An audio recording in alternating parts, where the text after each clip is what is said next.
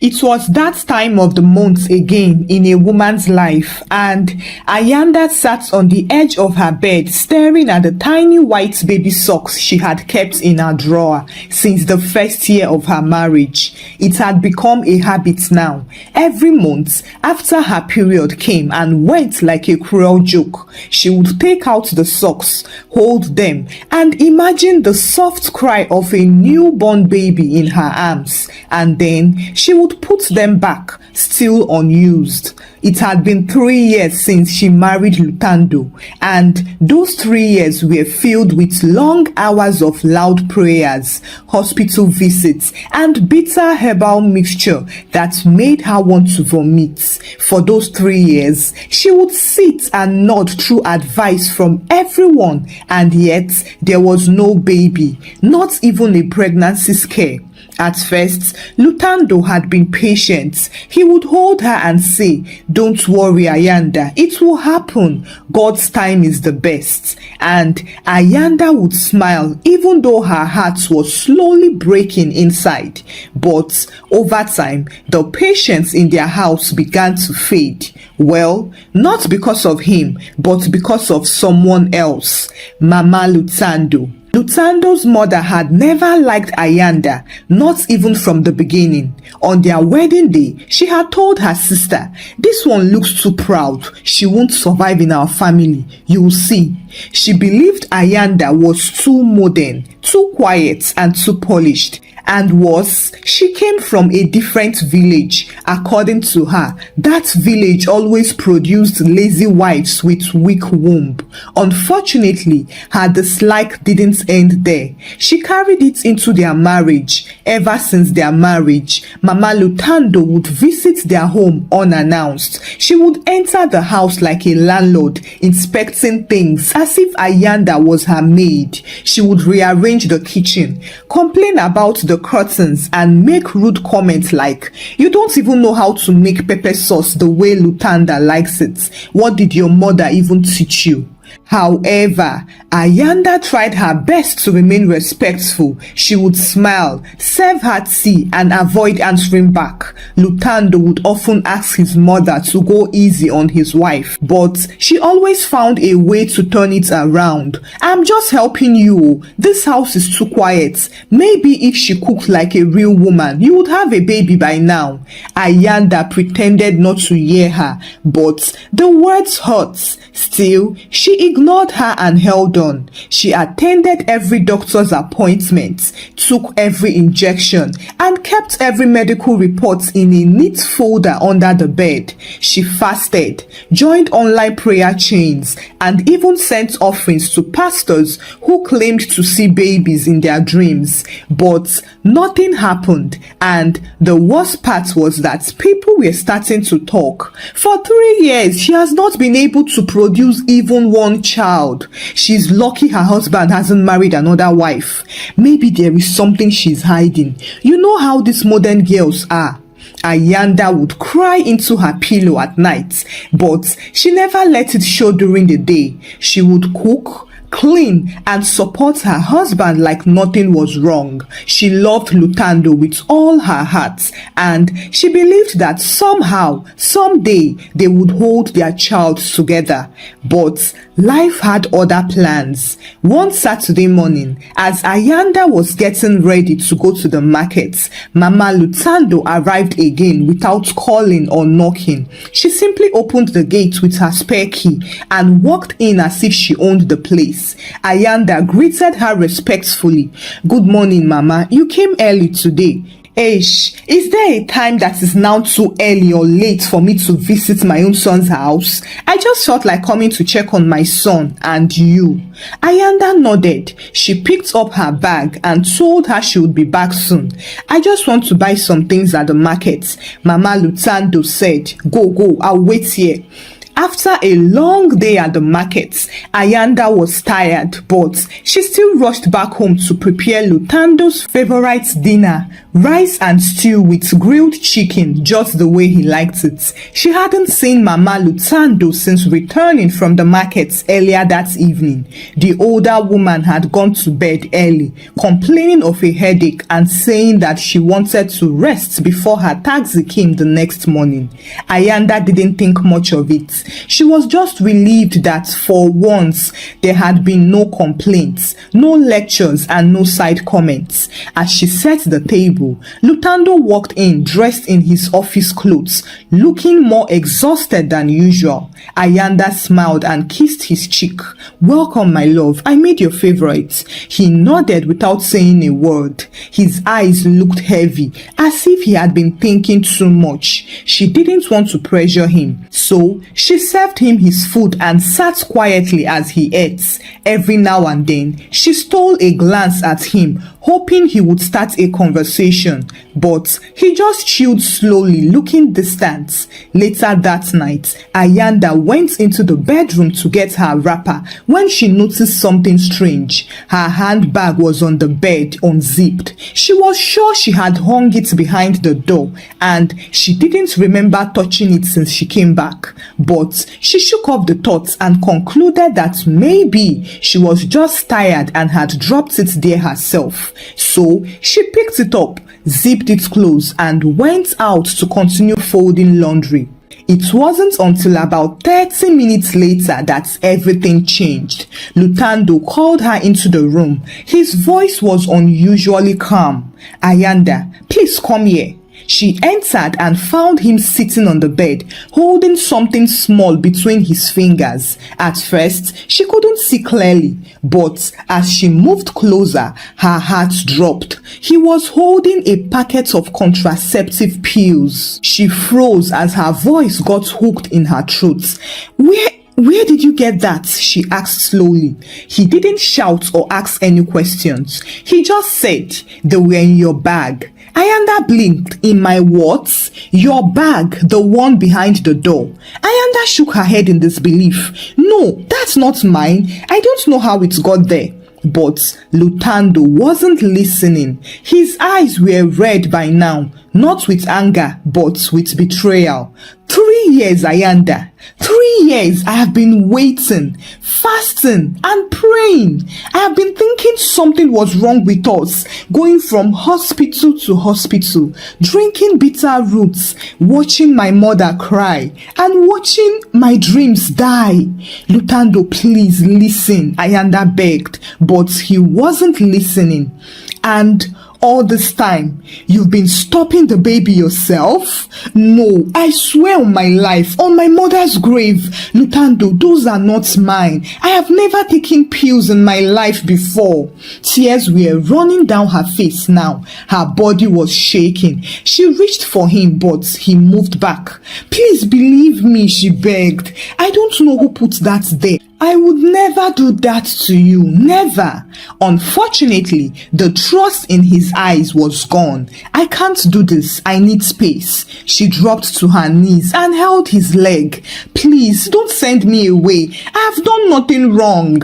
But it was too late. He stood up, walked to the wardrobe and pulled out her suitcase. He pushed it towards her.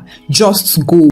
Ayanda couldn't understand what was happening, as it was moving really fast, from serving dinner to being sent out of her house. She didn't even have the strength to scream, so she began to pack her things slowly, still crying and still hoping he would stop her, but he didn't. Meanwhile, Mama Lutando was standing quietly in the corner of the corridor. She watched the drama from a distance with folded arms and didn't say a word. She just stepped aside as Ayanda walked past her broken. That same night, Ayanda boarded a taxi to Cape Town. She sat there quietly, staring out of the window and blinking fast so as to keep the tears from falling in front of strangers. The city lights passed by like memories she was trying to get out of her head, and her handbag sat quietly on her lap, the same bag that turned her life overnight. When she got to her cousin Tembeka's flat, she stood at the gate for 5 whole minutes before knocking, not because she wasn't sure she was welcome, but because she didn't know how to explain what had happened. She didn't know how to say, "My husband kicked me out for a crime I didn't commit." But as soon as Tembeka saw her with swollen eyes and one small bag in her hand, she opened her arms wide. "No need to explain, just come inside." That night, Ayanda barely slept. She lay on a mattress in a quiet corner of the living room, staring at the ceiling, trying to piece everything together. She kept asking herself one unchanging question: who put those pills in my bag? She replayed the day in her head again and again. She remembered going to the market. She remembered returning. She remembered that her handbag had been hanging where she left it. And then it hit her.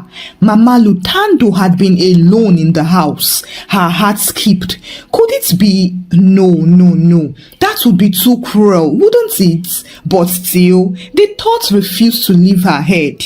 Meanwhile, back in Rawsonville, Lutando sat in a house that no longer felt like a home. The stew Ayanda had cooked still sat in the fridge untouched. Her slippers were still by the bed. Her wrapper was still hanging on the bathroom door. But she was gone, and the silence was louder than any argument they had ever had. He wanted to believe he did the right thing, that he had protected himself from a lying wife who secretly never wanted a child. But something about the way she cried, the way she held his leg and begged, haunted him. 2 weeks after Ayanda was sent out, Lutando was cleaning out the room one evening when he found a file under the bed. Inside this file were hospital receipts, fertility reports, and appointment letters, all in Ayanda's name. She had been to every doctor with him. She had taken every test. She had kept every single record, and not once had she backed out. Lutando sat down on the floor, staring at the documents. Just then, a terrible feeling crept up his spine. So, where did the pills come from? Well, in those 2 weeks, things didn't go easy for Ayanda too. Ayanda stopped eating properly, and even Tembeka's joke couldn't lift her spirits anymore. To make matters worse, the gossip had started. People from her old church were calling her names. Even the market women she used to greet had joined the gossip. "You see that pretty girl with big eyes? She's the reason there is no baby in her husband's house. She used medicine to block her womb."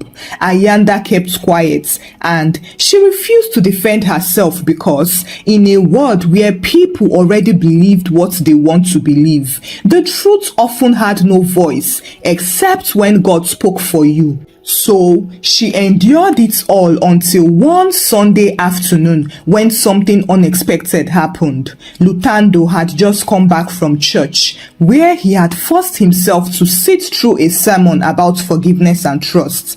Every word that came out of the pastor's mouth pierced him like a thorn. He had not seen Ayanda in over 2 weeks, and although he didn't admit it loud, he missed her. He walked into the house and found his mother on the veranda peeling mangoes into a bowl as if everything was fine.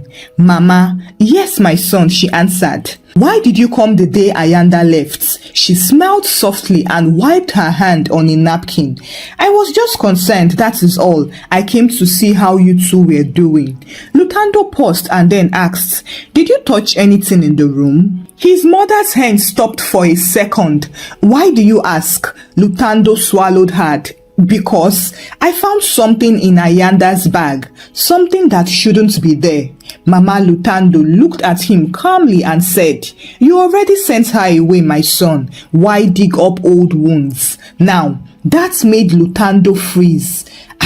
"How do you know I sent her away? I never told you that." His mother stopped again and quickly blinked. I I just assumed. I saw her leave with a bag that day. The words hung in the air like a strange perfume. Lutando nodded slowly and said nothing else. He just walked inside. But now, the seed of suspicion had been planted. Meanwhile, Ayanda had started praying dangerous prayers, deep, tearful prayers that come from the stomach, not from the mouth. God, fight for me. If my hands are clean, let the truth find legs and come running. And one morning, the legs came through someone very unexpected. Her cousin Tembeka had a friend named Zanele. She was a nurse who sometimes helped deliver herbal products from the village. She also happened to be the same person who once gave Mama Lutando herbs for blood pressure treatments. That day, Zanele visited Tembeka's flat just to drop off shea butter. She wasn't expecting to meet anyone else, but the moment she saw Ayanda, she was shocked. Wait, are you Mrs. Dube, Lutando's wife? Ayanda blinked in surprise. Yes, why? Zanele's lips parted as if a confession had escaped them before her brain caught up. Eish, that day I came to deliver herbs to Mama Lutando. I didn't know she lived with you people. I saw her in your kitchen. She was holding some small green tablets that looked like family planning pills. Ayanda sat up straight. She what? Zanele nodded. Yes, she said it was for correcting a young woman's foolishness. I didn't ask questions though. But when I heard the news that you and your husband split, my spirit wasn't comfortable. Ayanda's mouth went dry. Zanele kept talking, not even knowing the bombshell she had just dropped. You know African mothers now, sometimes they do things to protect their sons. But Ayanda wasn't listening anymore. Something in her chest had snapped. So it wasn't madness. It wasn't her imagination. Mama Lutando had actually set her up.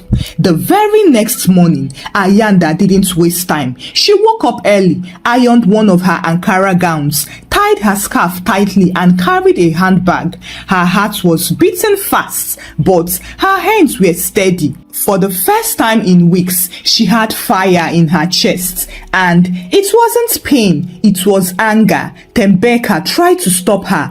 Are you sure you are ready to go back there? You don't have to fight this battle with your hands. God will do it. But Ayanda shook her head. The same God that opens doors also tells us to knock. And so she went. At Lutando's compound, Mama Lutando was in the compound plucking bitter leaf when she heard the door creak open. She looked up and froze. It was Ayanda walking in slowly like someone on a mission.